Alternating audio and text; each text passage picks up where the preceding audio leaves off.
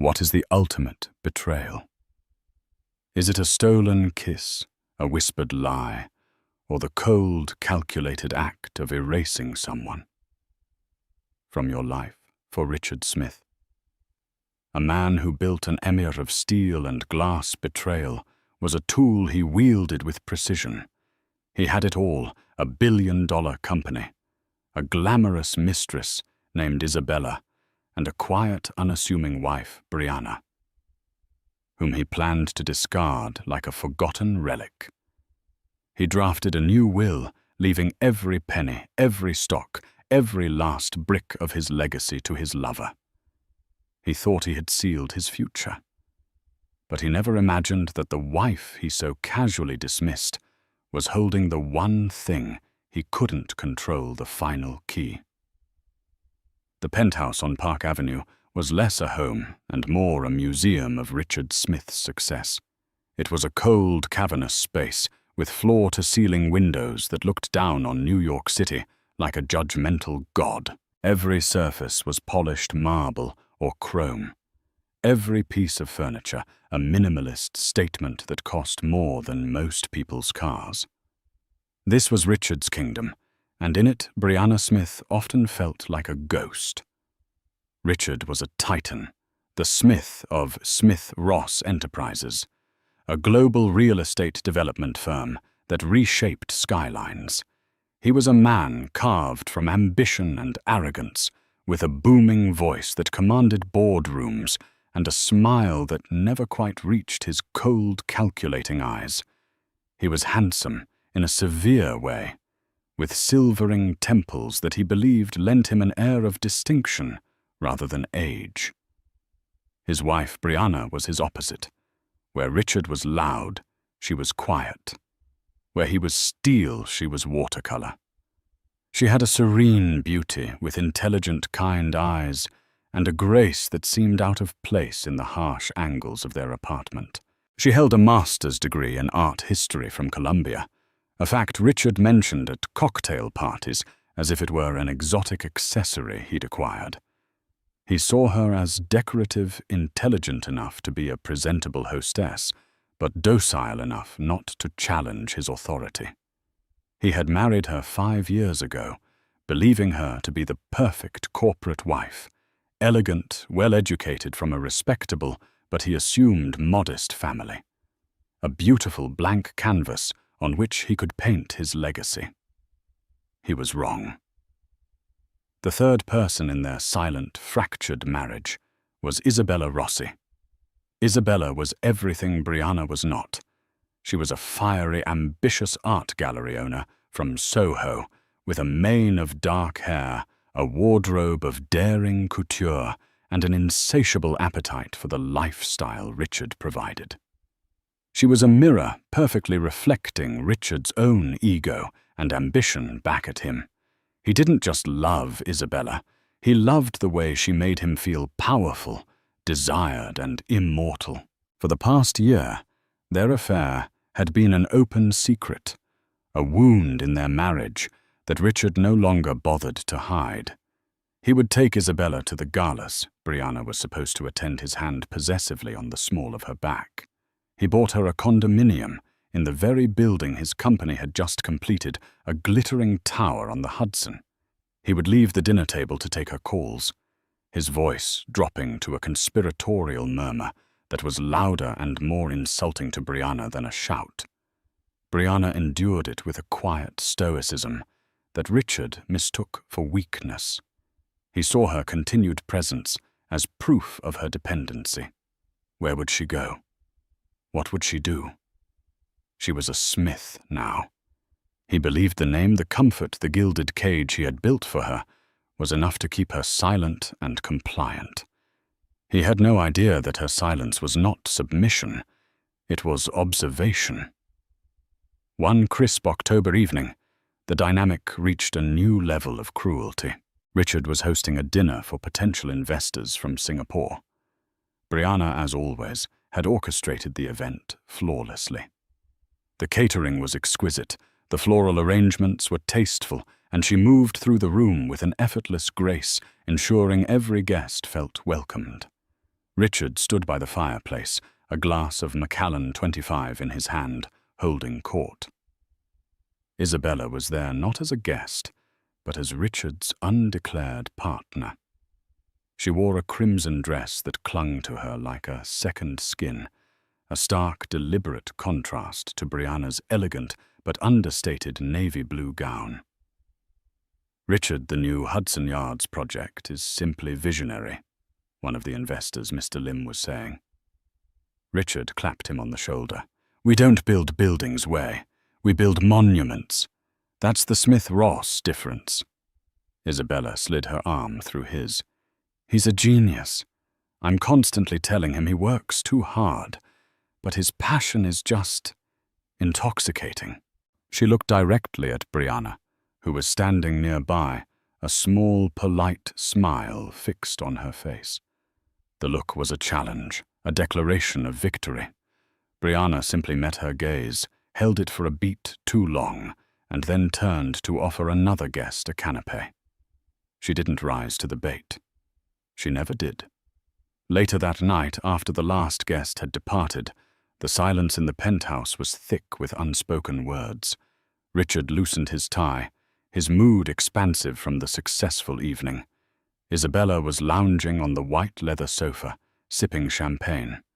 Brianna was quietly directing the cleanup crew. "You can go, Maria," Brianna said softly to the head of the staff. "We'll handle the rest." Once they were alone, Richard turned to Brianna, his expression dismissive. "Brianna, you were a bit stiff tonight. You need to learn to relax. Look at Isabella. She's a natural. People are drawn to that kind of energy." Isabella preened, taking a deliberate sip of her champagne. "Darling, not everyone can be the life of the party. Brianna is more of the quiet support. Every king needs his loyal subjects, after all." The insult hung in the air, sharp and clear. Brianna carefully placed a stray glass on a tray.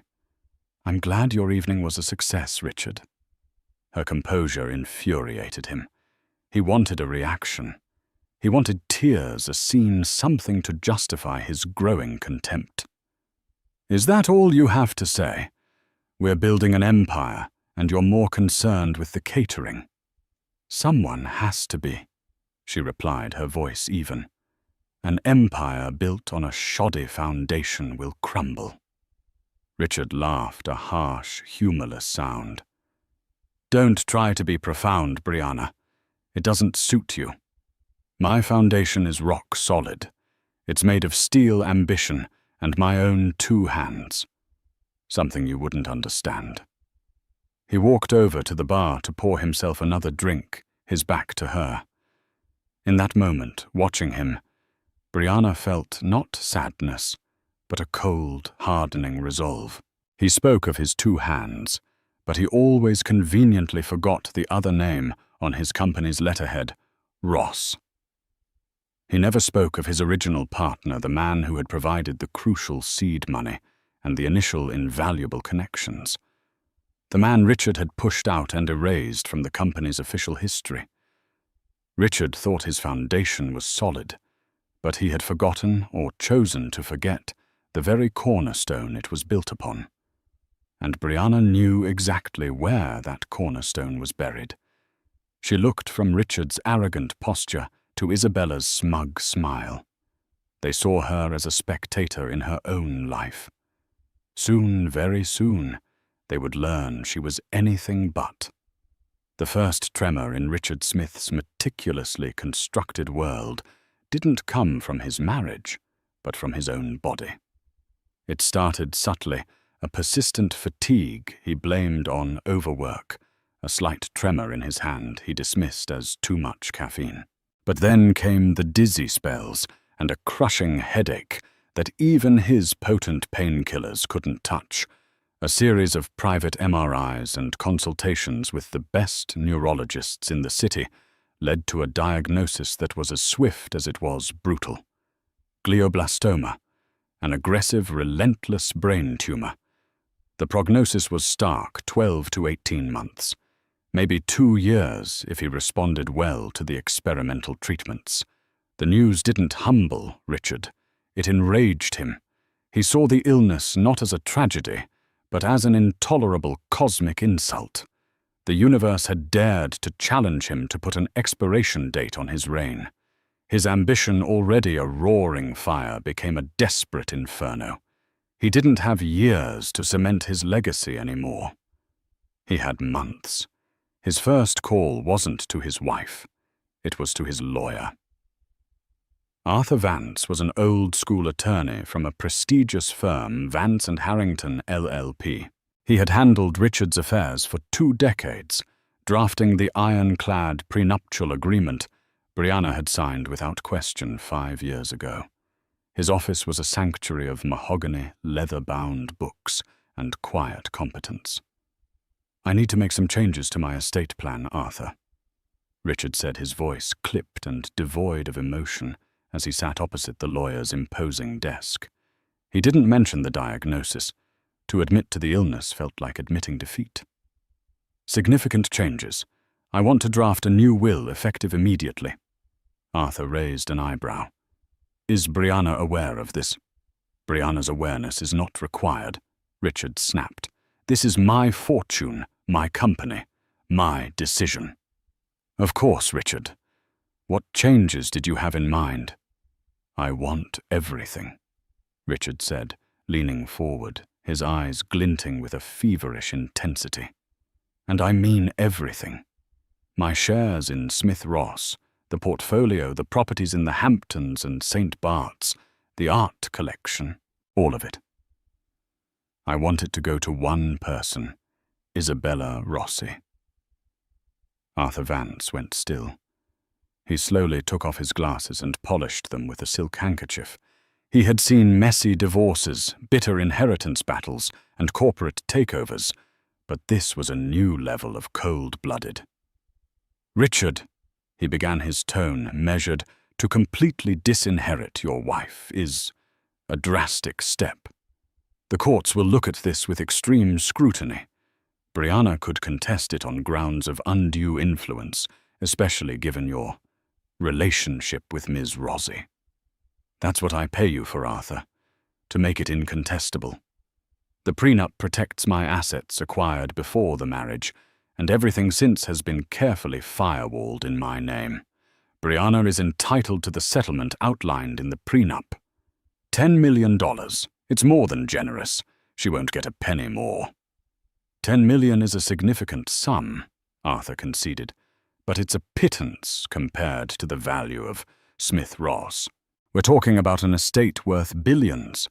A judge might see this as punitive." "Then find a way," Richard commanded. "I want clauses about her mental state. I want proof of my sound mind when signing. We'll get a psychiatric evaluation for me, the day of the signing. We'll videotape it. I want this thing so armored it would take an act of God to pierce it." While Richard plotted in law offices, Isabella was solidifying her position. She had become his shadow, his confidant, his self-appointed nurse. She learned how to pronounce the names of his medications. She scheduled his appointments with a hushed, reverent efficiency, and she expertly managed his moods. She framed her ambition as devotion. "Oh, Richard, you can't be worrying about work," she would murmur, massaging his temples as he lay on the sofa exhausted from a round of radiation. "You need to rest. Let me handle the calls. It's just, I built it all from nothing." He'd rasp, his voice weaker than he'd ever admit. "I can't let it fall into the wrong hands." "It won't, my love," she'd coo, her voice like honey. "It will be my life's mission to protect your legacy, to make sure the world never forgets the name Richard Smith." She played her part to perfection. She redecorated the penthouse, slowly replacing Brianna's subtle, elegant touches with her own bold, garish taste. She dismissed the household staff Brianna had hired, bringing in her own people.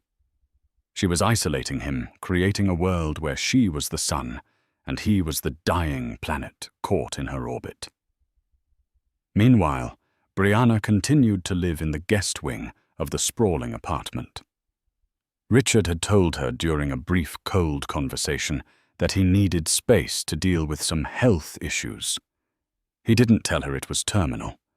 He presented it as a temporary condition and his need for isolation as a medical necessity. He was building a wall between them, and Isabella was the chief architect. Brianna saw it all. She saw the new will documents left accidentally on Richard's desk. She saw the way Isabella's eyes lit up when she discussed Smith-Ross board meetings. She felt the shift in the household, the way the new staff looked at her with a mixture of pity and contempt. One afternoon, she found Isabella in the master bedroom, going through her jewelry box. Not Richard's, but Brianna's. "What are you doing?" Brianna's voice was quiet, but it cut through the room. Isabella didn't flinch.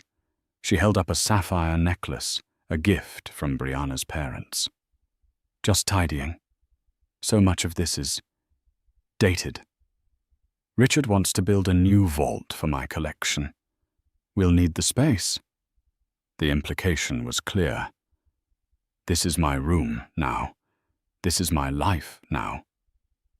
"That is my personal property," Brianna said, stepping forward. Isabella placed the necklace down with a dismissive clink. "For now, Richard is a very generous man, Brianna. But his generosity has its limits. He wants a partner who looks to the future, not one who clings to the past. You should think about your own future, a quiet one somewhere far away from here." That night, Brianna sat in her darkened room, the city lights glittering below. They thought she was a fool. They thought she was weak, passive, and defeated. Richard, in his arrogance and illness-fueled paranoia, was trying to erase her. Isabella, in her greed, was dancing on the grave of their marriage. But Brianna was not planning her retreat. She was planning her strategy. She made a quiet phone call, not to a lawyer, but to her father. "Dad," she said, her voice steady. "It's time. I think Richard is about to make a very big mistake." On the other end of the line, a calm, resolute voice replied, "I've been waiting for your call, sweetheart. The foundation is ready. Let him think he's in control. A man is never more vulnerable than when he's certain of his victory." Richard and Isabella were so focused on the will, on the inheritance, on the money. They were playing checkers. Brianna and her family were playing a much longer and more complex game of chess. And her next move was about to put them in check. With the new will signed, videotaped, and secured in Arthur Vance's vault, Richard Smith felt a surge of triumphant power that momentarily eclipsed the gnawing dread of his diagnosis. He had, in his mind, secured his legacy. He had cut out the dead weight of his marriage and anointed his true successor. Now he needed to make it public. He needed to present Isabella not just as his lover, but as the future matriarch of the Smith dynasty. The idea for a dinner party started as a whisper from Isabella. "Your parents need to see us together, Richard," she had murmured one evening. "They need to understand that I'm the one who will be by your side. For everything." Richard's parents, George and Marion Smith, were old money from Connecticut. They valued tradition, discretion, and appearances above all else. They tolerated Brianna's quiet presence and were quietly appalled by Richard's flagrant affair. But Richard, in his current state, saw their approval as a final stamp of validation on his new life plan. He decided on an intimate gathering. Just his parents, his younger sister Amelia, and her husband Mark. The venue would be the Pinnacle Club, a hyper-exclusive private restaurant on the 80th floor of a skyscraper. His company had built a place where the food was secondary to the breathtaking view and the palpable sense of power. The day of the dinner, Richard approached Brianna in the library where she was reading. He didn't sit. He loomed. "Brianna, I have a family dinner tonight," he announced, his tone leaving no room for discussion. "It's a private matter. I'd appreciate it if you made other plans." "A family dinner?" she asked, her voice neutral as she marked her page. "Am I no longer family, Richard?" "Let's not be dramatic," he scoffed. "It's just complicated. My parents are old-fashioned. I need to handle this delicately. We'll talk later." It was a lie, a flimsy paper wall to hide the truth he was taking Isabella. He just didn't have the courage or the decency to say it to her face. "I see," Brianna said, looking down at her book. "Well, I hope your dinner goes well." Her placid acceptance both relieved and annoyed him. It was yet another confirmation that she was a passive player in his grand drama, a character to be written out of the script with ease. That evening, the Pinnacle Club was at its most impressive. A private room had been reserved with a single long table overlooking the glittering tapestry of Manhattan. Richard arrived first with Isabella on his arm. She was a vision in black silk, wearing a diamond necklace he had just bought her, one that had once been intended for Brianna. George and Marion Smith arrived next. George was a stern, quiet man who looked perpetually disappointed in his son's lack of subtlety. Marion was a woman held together by pearls and social propriety. Their smiles were tight as they greeted Isabella. "Isabella, how nice to see you," Marion said, her eyes flicking over the ostentatious necklace. "It's so wonderful to see you both, too," Isabella gushed, kissing the air near Marion's cheek. "Richard and I are just so thrilled you could make it." She used the word "we" with a practiced ease, slotting herself into the family unit. Amelia and Mark were the last to arrive. Amelia, unlike her parents, had no filter. She gave Richard a look that could curdle milk. "Richard, Isabella." She nodded curtly. "Where's Brianna?" "Brianna wasn't feeling up to it tonight," Richard lied smoothly, gesturing for everyone to sit. "Now let's order some champagne. We have something to celebrate." The dinner was a masterclass in tension. Richard, fueled by a mixture of champagne and bravado, talked animatedly about the future of Smith Ross. He repeatedly directed the conversation to Isabella, praising her business acumen, her artistic eye, her unwavering support during his recent health challenges. "Isabella has been a rock," he declared, raising his glass. "In times of crisis, you learn who is truly there for you, who has the strength and vision to carry things forward. She understands the business. She understands me." George Smith simply stared at his plate. Marion picked at her sea bass. Amelia was texting furiously under the table. "In fact," Richard continued, reaching into his jacket pocket, he pulled out a small velvet box. "Isabella and I wanted to make our commitment to the future official." He opened the box. Inside was a canary diamond ring, so large it was almost vulgar.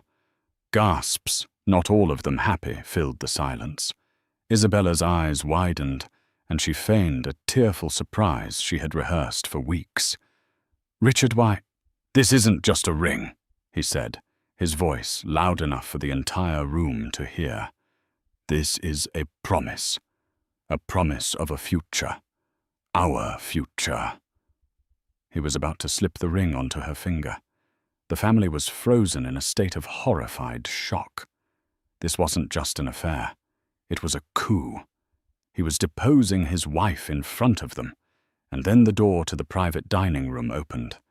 A captain of the restaurant staff stood there, his expression professionally blank. "Mr. Smith, I'm sorry to interrupt, but you have some guests who insisted on joining you." Richard frowned, annoyed at the interruption. "I'm not expecting anyone else. There must be a mistake." "I don't believe so, sir," the captain said, stepping aside. Into the room walked Brianna. She was not the subdued, quiet wife they were used to. She wore a simple but exquisitely tailored ivory dress that didn't hide but rather accentuated the gentle, unmistakable swell of her pregnancy. It was a detail so shocking, so unexpected that for a moment no one could breathe. But she was not alone. Flanking her were two people nobody in the Smith family had ever met. On her right was an older Asian man with a quiet but commanding presence, his eyes sharp and intelligent behind stylish glasses. On her left was a woman of extraordinary elegance, her silver hair styled perfectly, her expression serene but unyielding. Richard stared, his mind struggling to process the scene. The champagne glass slipped from his fingers, shattering on the floor. Isabella's perfectly made-up face went pale, the triumphant smile frozen, and then crumbling into disbelief. Amelia was the first to find her voice a choked whisper. "Brianna, you're pregnant?" Brianna placed a gentle hand on her stomach, her gaze fixed on her husband. "I am Amelia. About 5 months now. Richard and I were waiting for the right time to share the news." Her voice was calm, but it carried a clear, ringing note of authority. Richard finally snapped out of his stupor. "What is this, Brianna? Who are these people you were told to stay home?" Brianna's polite smile didn't waver. She gestured to the man beside her. "Richard, I don't believe you've ever been formally introduced to my father, David Chen, or my mother, Annalise." She then turned to Richard's parents. "George Marion, I'd like you to meet my parents." The name Chen hung in the air for a moment, meaningless to the Smiths. But then Brianna looked at Richard, a glint of steel in her eyes he had never seen before, and delivered the final devastating blow. "My mother's maiden name, Richard," she said, her voice dropping ever so slightly, "was Ross." The silence that fell over the room was absolute. It was heavier than the crystal chandeliers, deeper than the city sprawling thousands of feet below. The name Ross sunk into the atmosphere like a stone. George Smith, who had been in his son's business periphery for years, was the first to connect the dots. His face already grim turned ashen. "Smith, Ross Enterprises," he breathed, looking from the quiet, powerful man standing beside Brianna to his own son. Richard's face was a canvas of pure, unadulterated shock. His mind reeled trying to reconcile the image of his quiet, bookish wife with the bombshell that had just detonated in the middle of his life. Brianna's family was supposed to be insignificant. He had done a cursory background check before proposing he was a businessman after all. He knew her father was an investor, a private man who dealt in international finance. He'd assumed it was minor league old money, quietly managing its own decline. He had never in his wildest, most arrogant dreams imagined this. David Chen, the man Richard had believed was a ghost from his company's past, stepped forward. He didn't look at Richard. He addressed George Smith. "George," he said, his voice calm and even, betraying no hint of the drama unfolding. "It has been a long time. You look well." "David," George managed, standing up slowly. I had no idea." "That was the arrangement," David Chen said simply. He then turned his gaze to Richard, and for the first time Richard felt a chill that had nothing to do with his illness. The man's eyes were like polished obsidian, revealing nothing but immense, unshakable power. "My daughter tells me you were celebrating a new future." Isabella, who had been frozen with the ring box, still open on the table, finally found her voice. It was shrill, laced with panic. "Who do you think you are? You can't just barge in here. Richard, do something." Richard looked at her, then back at Brianna and her parents. He was trapped a predator, suddenly finding himself in a cage he hadn't seen being built. "Brianna, what is the meaning of this?" he stammered. "You've been lying to me for 5 years." "Have I?" Brianna responded, her composure unwavering. "I told you my father was a businessman. I told you my mother's family had business interests in New York. You simply filled in the blanks with what you wanted to believe. You saw what you wanted to see Richard, a docile wife with no connections, no power of her own, a convenient accessory." She took a step closer to the table, her eyes sweeping over the horrified faces of the Smith family and landing on the gaudy ring in its velvet box. "You were celebrating your future," she repeated, her voice cutting. "A future built on lies, cruelty, and the delusion that you are a self-made man. You stand in a building financed by my family's capital, running a company started with my father's money. And you have the audacity to try and discard me and your own unborn child for this." Her gaze flicked to Isabella, a look of such profound contempt that Isabella physically recoiled. Annalise Chen, Brianna's mother, finally spoke. Her voice was soft, but carried the weight of generations of wealth and influence. "We have been patient, Richard. We respected Brianna's wish to make her marriage work on her own terms. We watched you humiliate her. We watched you flaunt this affair. But trying to steal her child's legacy, that is where our patience ends." The word steal was a slap in the face. Richard's arrogance, his one constant companion, surged back. "Steal everything I have, I built," he roared, slamming his hand on the table, making the remaining glasses jump. "Your father was a silent partner. He put in money, I put in the blood, the sweat, the genius. He's been living off my work for 25 years. David Chen smiled a thin, cold smile that did not reach his eyes. "An interesting interpretation of our history. I recall providing not just the initial 70% of the capital, but also the political connections that secured your first 3 major zoning variances. The Ross name was my wife's, used to keep my family's profile low. I preferred to operate from the shadows.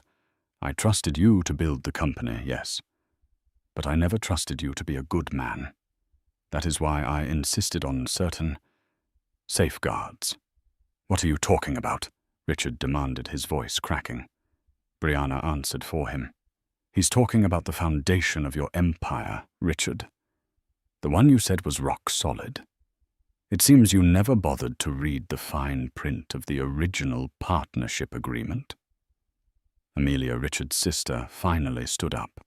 She looked at Brianna, at her baby bump, and then at her brother with disgust. "A baby, Richard. You were going to disinherit your wife while she was pregnant with your child." She threw her napkin on the table and looked at her husband. "Mark, we're leaving." She walked over to Brianna, touched her arm gently, and whispered, "Call me," before walking out, her husband trailing behind her. Her departure broke the spell. Marion Smith burst into tears. "George, I feel faint. This is a nightmare." George helped his wife to her feet, his face a mask of shame. He gave his son one last look of profound disappointment. "You've created a mess, Richard. A mess I don't think you can clean up." He nodded respectfully to David and Annalise Chen and escorted his weeping wife out of the room. Now it was just them. Richard, a panicked Isabella, and Brianna flanked by the silent, imposing power of her parents. Richard sank into his chair, the full weight of his miscalculation crashing down on him. The pregnancy, her father, Ross. It was all connected. This wasn't a spontaneous act of defiance from Brianna.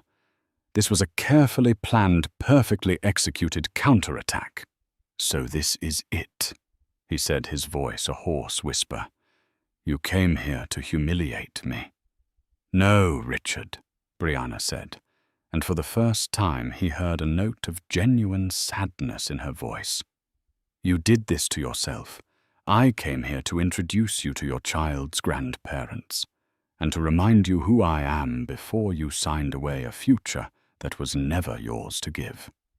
She turned, and without another glance at him or the woman he had chosen over her, she walked out of the room, her parents right beside her, leaving Richard and Isabella alone amidst the ruins of their celebration, the shattered glass on the floor, a perfect metaphor for their broken future. The fallout from the dinner party was immediate and catastrophic. The story, albeit in hushed and distorted tones, ripped through New York's elite circles. Richard Smith, the self-made tycoon, was not so self-made after all, and he had tried to publicly replace his pregnant wife, the secret heiress to his company's other half, with his mistress. It was a scandal of epic proportions, a cocktail of greed, infidelity, and breathtaking hubris. Richard, reeling from the public humiliation and the private terror of his new reality, tried to seize control. His first act was one of pure impotent rage. He had the locks on the penthouse changed formally, barring Brianna from the home she had already mentally left. His second act was to call his lawyer, Arthur Vance. "I want to file for divorce," Richard barked into the phone, pacing his office like a caged animal. "Immediately. And I want to sue her for fraud, for misrepresentation, for something. She lied to me for 5 years." There was a long pause on the other end of the line. "Richard," Arthur said, his voice heavy with caution. "Based on what you've told me about last night, I believe our legal strategy needs to be re-evaluated. Aggression may not be our wisest course of action. I don't pay you to be wise, Arthur. I pay you to win. That will I drew up, is it still valid?" "The will pertains to your personal estate upon your death," Arthur clarified carefully. "But this changes the entire landscape of the marital assets. If her father is indeed the Ross of Smith Ross, then her claim to the company is not just as your wife, but as an heir to a founding partner. The prenup might not be as ironclad as we thought in this new context." "What do you mean?" Richard snarled. "I mean, Richard, that this is no longer a simple divorce. This is the potential dissolution of a founding partnership. I need to see the original corporate charter and the partnership agreement for Smith Ross immediately." But Richard's rage blinded him to reason. He saw Arthur's caution as weakness. "You're fired, Arthur," he spat. "I need a shark, not a damn librarian." He hung up and immediately hired a new lawyer, a notoriously ruthless litigator named Julian Croft, known for his scorched earth tactics and astronomical fees. Croft was a man who saw the law not as a system of justice, but as a weapon to be wielded. Meanwhile, Brianna was not idle. She moved into a beautiful brownstone in the West Village, owned by her family's holding company, Chen Holdings. The space was warm, filled with books and art, a stark contrast to the sterile emptiness of the Park Avenue penthouse. She was surrounded by a team that moved with quiet, lethal efficiency. Her legal representation was not a single shark, but an entire ocean, the senior partners of Chen Holdings' in-house corporate law division, men and women who knew every comma and clause of the Smith Ross founding documents, because their firm had drafted them 25 years ago. The first shot was fired by Brianna's team. It was not a divorce filing.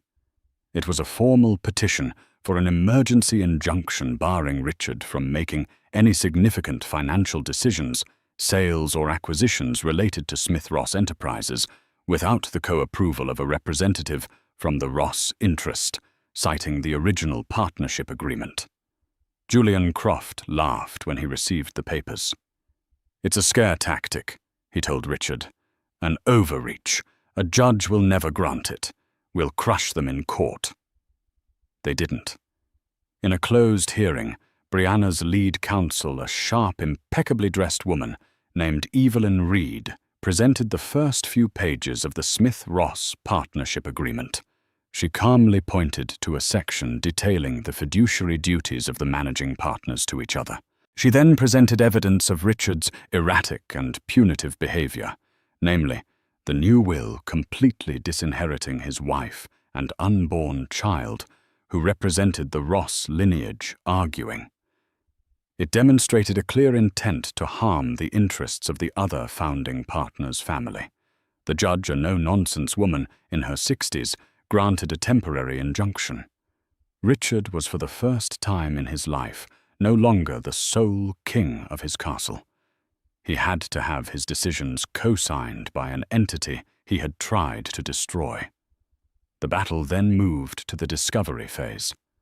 Croft, on Richard's behalf, demanded years of financial records from Chen Holdings, hoping to find some hidden leverage, some dirt to fling.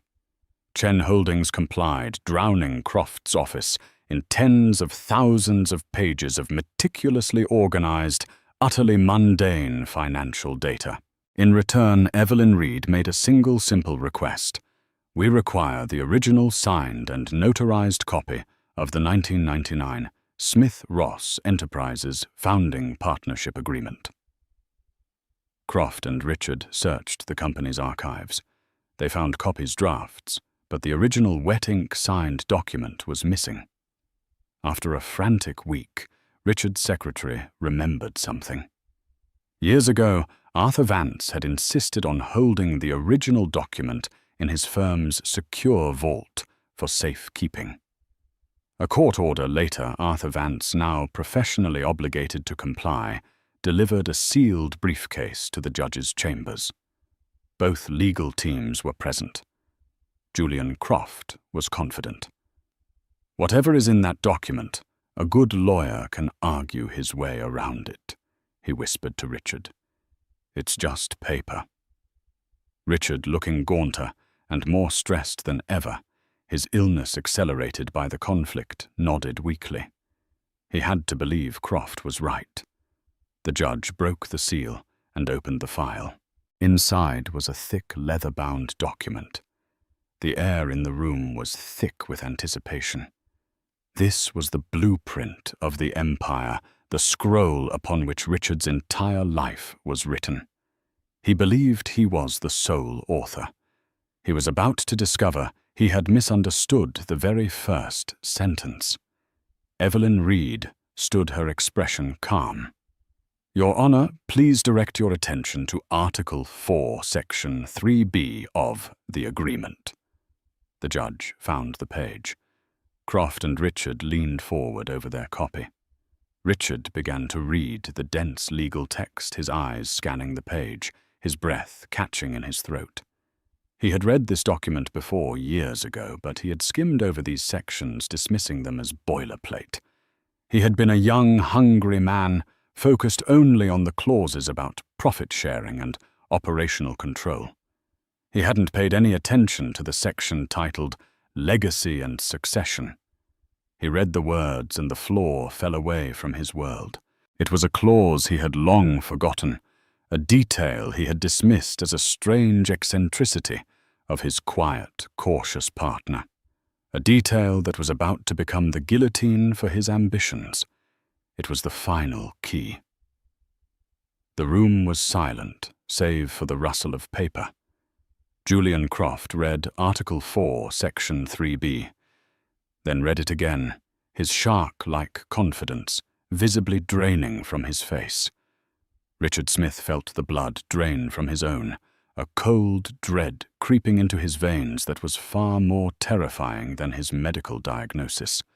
The clause was titled the Unbroken Partnership Clause. It was a complex multi-part provision David Chen, as Mr. Ross, had insisted upon at the company's inception. Richard remembered arguing against it, calling it unnecessary and sentimental.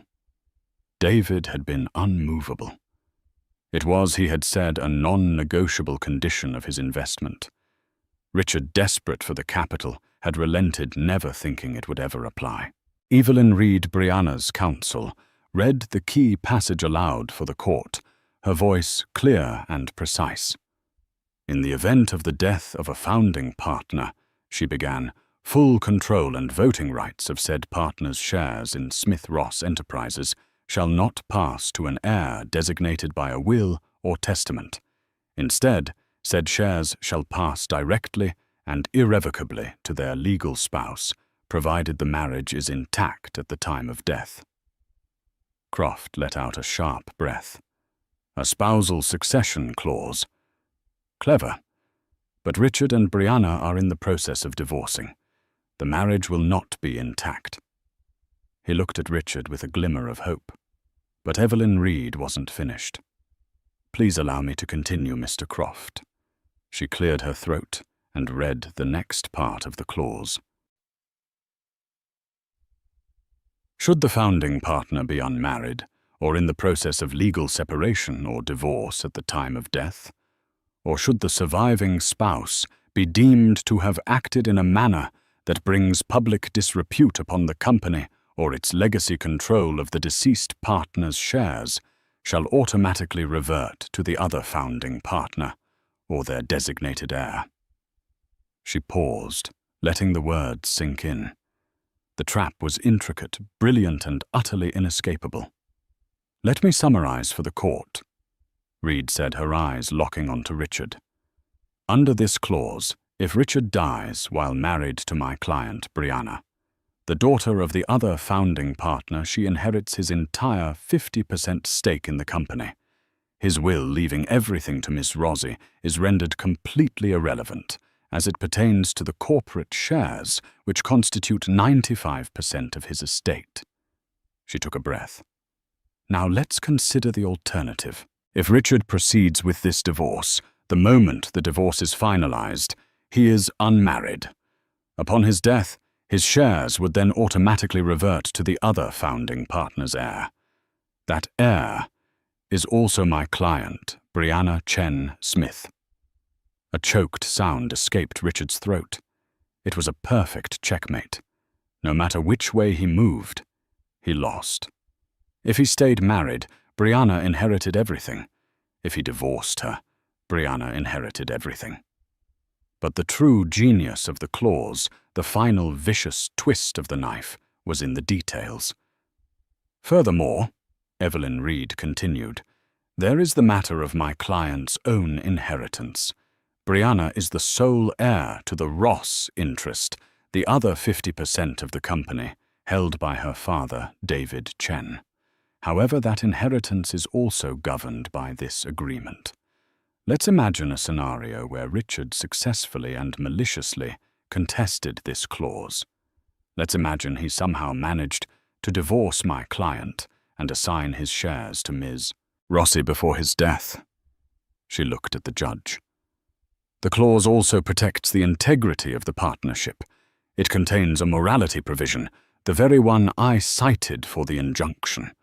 By publicly attempting to disinherit his pregnant wife and replace her with his mistress, Mr. Smith has already engaged in behavior that brings public disrepute upon the company. A case could be made that he has already voided his own standing as a legacy partner. In that event, a controlling interest could be seized by the Ross family to protect the brand. He thought he was playing for his half. In reality, his behavior has put his entire legacy at risk. Julian Croft was speechless. He looked at the document, at the signatures from 25 years ago. It was all there in black and white. David Chen hadn't just invested money. He had built a fortress around his investment and his family, and Richard had just spent the last year running headfirst into its walls. The final key wasn't just one clause.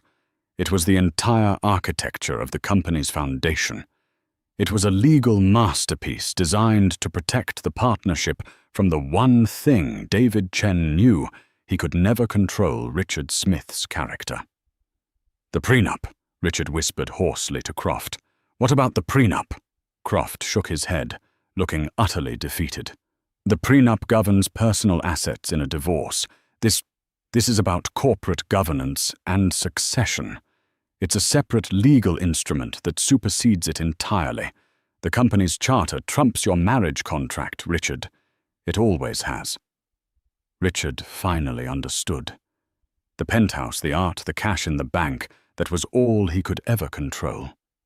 It was a fortune, yes, but it was pocket change compared to the colossal value of Smith Ross Enterprises. The company, the empire he thought was his, had never truly belonged to him. It belonged to the partnership, a partnership whose future was now solely in the hands of the woman he had tried to cast aside.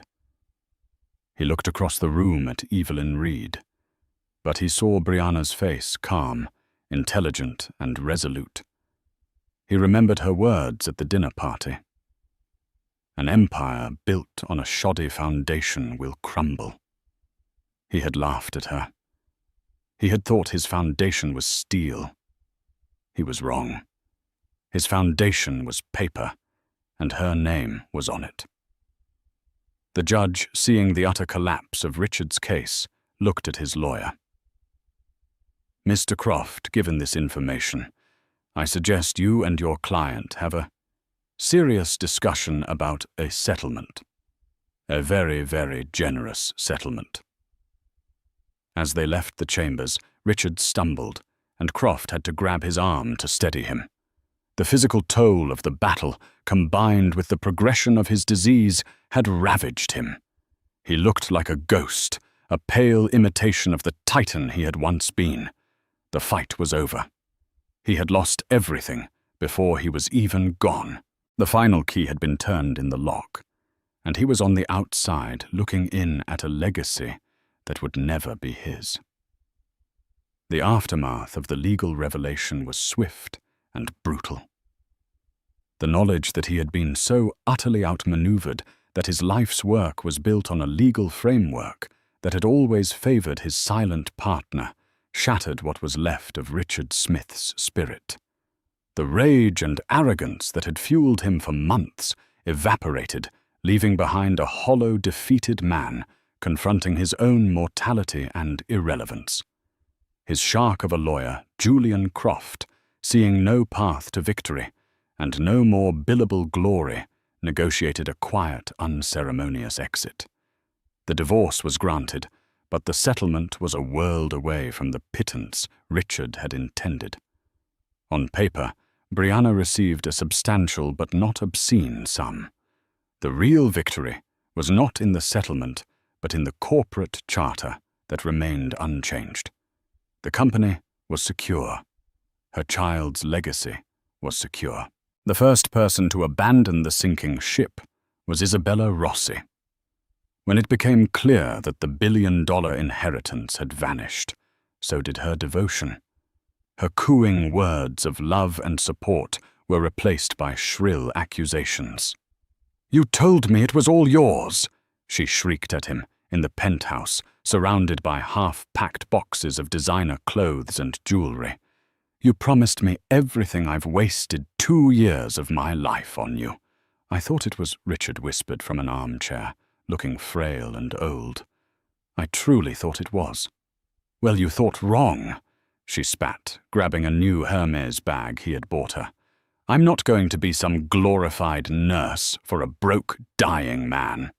She left without a backward glance, the canary diamond ring conspicuously absent from her finger, likely already at a private auction house. Her departure was a quiet, pathetic end to the grand passion Richard thought he had found. He was left alone in the cold marble museum. He had built a king with no subjects and no kingdom. His health declined rapidly after that. The stress had accelerated the glioblastoma's merciless march.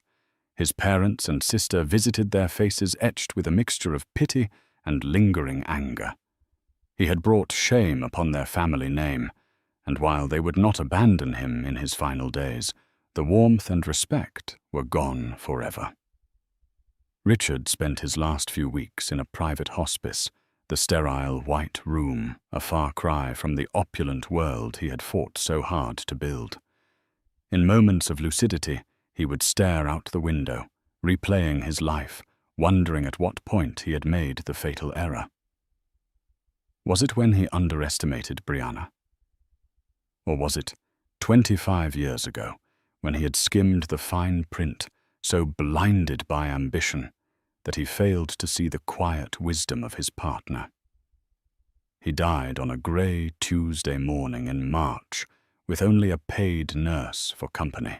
His will was executed, leaving his personal assets a few $1 million, the penthouse, and some art, all that the prenup had cordoned off to Isabella.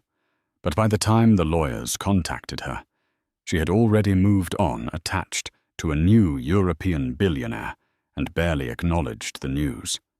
Most of the money was devoured by legal fees and estate taxes. 6 weeks after Richard's death, Brianna gave birth to a healthy baby boy. She named him David, after her father, with the middle name Ross. She did not give him the name Smith. Brianna did not attend Richard's funeral. Instead, she spent the day in her warm West Village brownstone, holding her newborn son, looking toward the future. She had no interest in vengeance. Her victory was not in Richard's defeat, but in her own survival and the protection of her child's birthright. With the full transfer of Richard's shares, Brianna Chen Smith, in conjunction with her father, now held 100% of the company. Their first act was a symbolic and powerful one. They called an emergency board meeting. The name on the letterhead was changed. Smith Ross Enterprises ceased to exist. In its place, a new entity was born, the Chen Ross Group. It was a deliberate choice. It honored her mother's family, the silent founders, and her father's enduring legacy. It erased the name of a man who had tried to build an empire on a flawed character. Brianna did not retreat into the shadows. She took an active role as co-chair, proving to be a formidable and insightful leader. Her background in art history gave her a unique perspective on development. She championed projects that integrated beauty community and sustainable design, shifting the company away from Richard's cold, monumental style. She was respected not just for her name, but for her vision. One sunny afternoon, about a year after Richard's death, Brianna was in Central Park with her son. Little David was taking his first wobbly steps on the grass. She watched him, a feeling of profound peace settling over her. She had endured the ultimate betrayal, faced down a titan, and had emerged not just intact, but stronger. She thought of Richard and felt a pang, not of anger, but of pity. He had been so obsessed with his legacy, with carving his name onto the sky. He never understood that a true legacy isn't built in steel and glass. It's built in people, in family, in the integrity you pass down to the next generation. He had sought to control everything, and in the end, controlled nothing. He thought he was writing the final chapter, but he was just a footnote in a story that was always truly hers.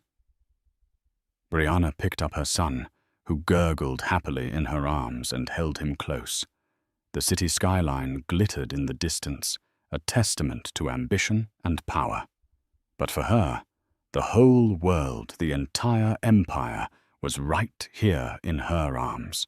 She had held the final key, and she had used it not to lock a door on the past, but to open one to a brighter, better future.